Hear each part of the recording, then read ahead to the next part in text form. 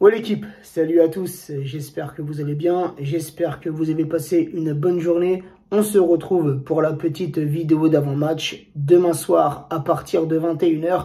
Un match qui sera diffusé sur la chaîne Canal+ décalé, un match qui se jouera au Parc des Princes, Paris Saint-Germain-Montpellier, match comptant pour la 8e journée de Ligue 1. Les 5 derniers matchs, toutes compétitions confondues entre ces deux clubs, 4 victoires parisiennes pour un match nul. La dernière victoire montpelliéraine, elle date du 30-04-2019 et Montpellier s'était imposé à domicile 3-2.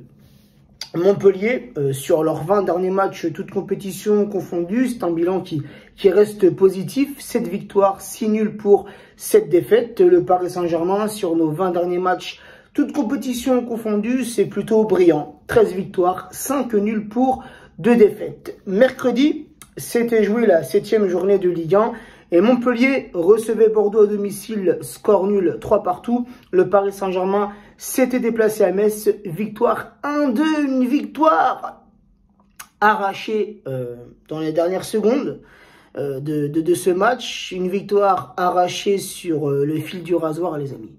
Vraiment, hein. Un match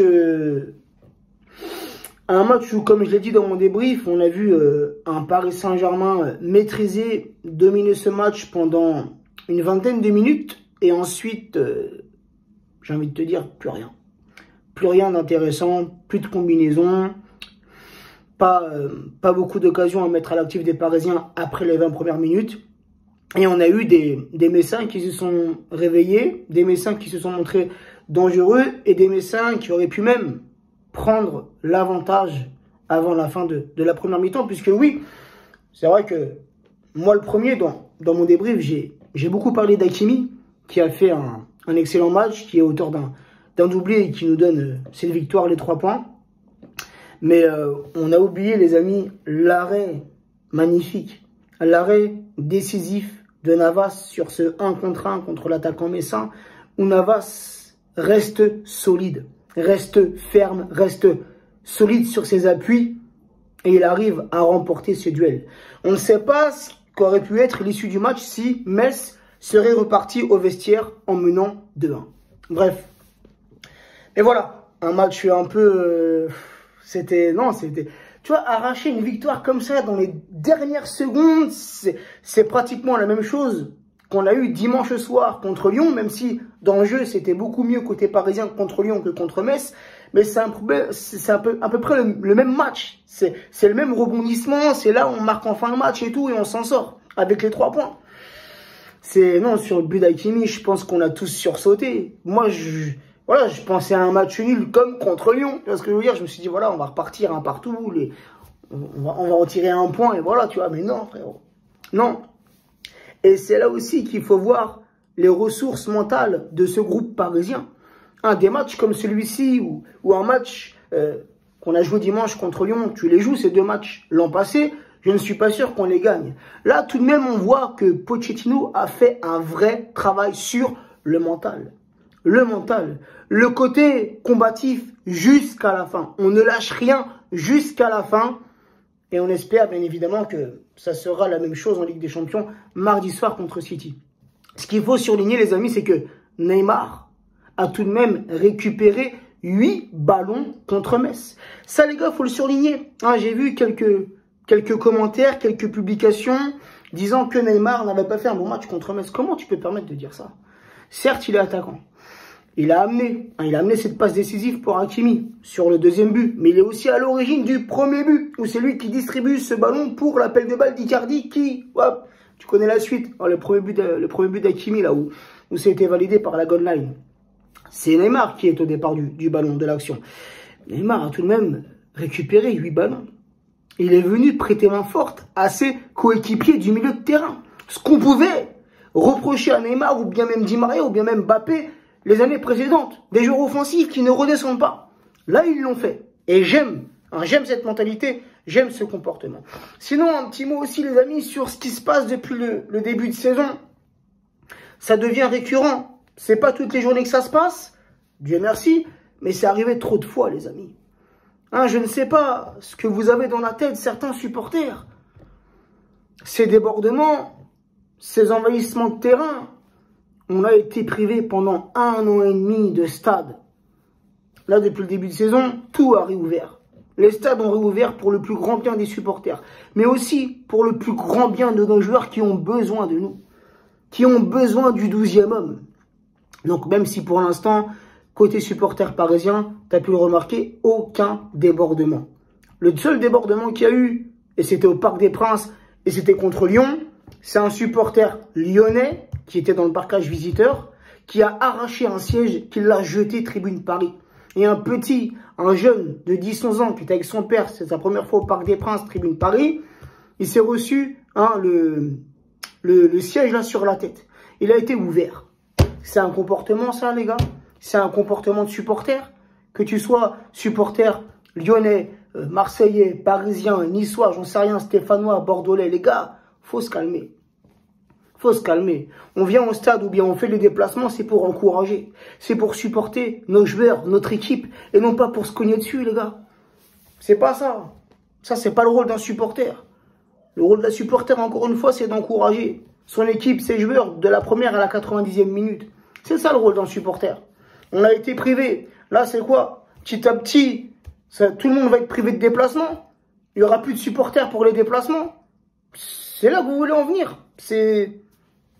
Non, c'est pas notre rôle. De se battre comme ça, c'est pas notre rôle.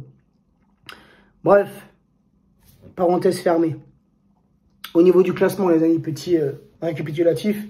Le Paris Saint-Germain, premier, est toujours leader et certainement que le Paris Saint-Germain sera encore leader à l'issue de la 8e journée, peu importe le résultat. Donc le Paris Saint-Germain leader avec 21 points, 7 journées, 7 victoires, 20 buts marqués pour 7 buts encaissés. Montpellier, 10e du classement avec 9 points, 2 victoires, 3 nuls, 2 défaites, 15 buts marqués pour 13 buts encaissés. Donc demain soir les amis, c'est les 2 meilleures attaques du championnat qui vont s'affronter. Et Montpellier tout de même marque pas mal de buts, mais encaisse aussi pas mal de buts. Si jamais les amis, le Paris Saint-Germain s'impose demain pour la 8e fois consécutive, le Paris Saint-Germain égalera son propre record qui date de la saison 2018-2019 où le Paris Saint-Germain avait enchaîné en début de saison 8 victoires d'affilée en championnat. Donc pour le moment, on est bien parti. C'est du 7 sur 7. On espère que demain, ça sera du 8 sur 8. Les absents côté parisien pour demain, Ramos qui est touché au mollet. Messi, contusion osseuse. Je pense que Messi, je suis sûr que Messi pouvait jouer contre Montpellier, mais petite préservation pour City mardi soir. Verratti en reprise, Garbi en reprise, Bernat aussi en pleine reprise, Kurzawa, je ne sais pas, je sais même pas Kurzawa, c'était pas noté sur le site où j'ai été voir. Peut-être qu'il est dans le groupe pour demain, j'en sais trop rien. Bref, la petite compo que je verrai pour demain les amis, le 4-2-3-1 avec... je le pense, Donnarumma dans les cages parisiennes, puisque Navas va certainement jouer contre City. Donc, un peu de turnover au niveau des gardiens. Les 4 défenseurs, je mettrai Hakimi, latéral droit, Mendes, latéral gauche. La charnière, je mettrai Kipembe au repos, les amis.